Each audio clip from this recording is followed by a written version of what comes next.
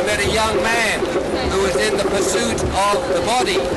He was a very keen young cyclist, and he told me he cycles over 20 miles a day.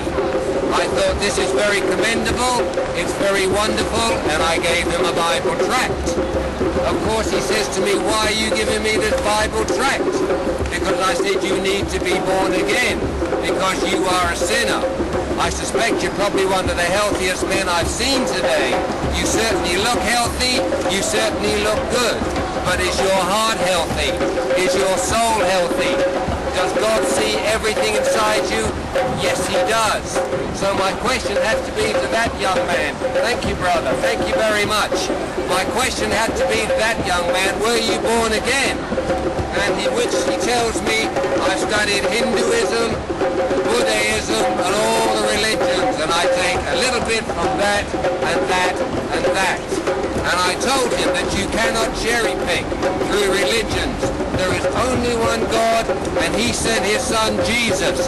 He sent his son for this young man, the cyclist, and for the people of this town.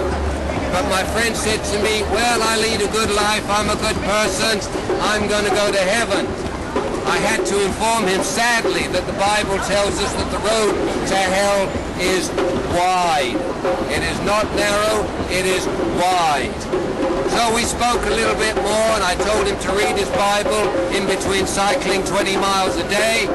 He doesn't need a big Bible like this, which belongs to my son. He could take a little pocket Bible. We parted on good terms, but I told him that 7,000 people die every hour. Indeed, I said it could be you as you weave in and out of the traffic here and in and out of the trams. You have to be born again, I told him. You have to repent. Life is short. We've just heard about some famous celebrities who died. One of them knew death was coming, of course. The other was not so sure. You died today, where will you go? If you guys died today, what would happen to you? Where would you go? You cannot afford to ignore it. Finally, my friends, as I said to my friend, my young friend on the cyclist, you cannot cycle your way to heaven. But if you're not careful, you could end up on that wide road, cycling to hell. I didn't want it for him.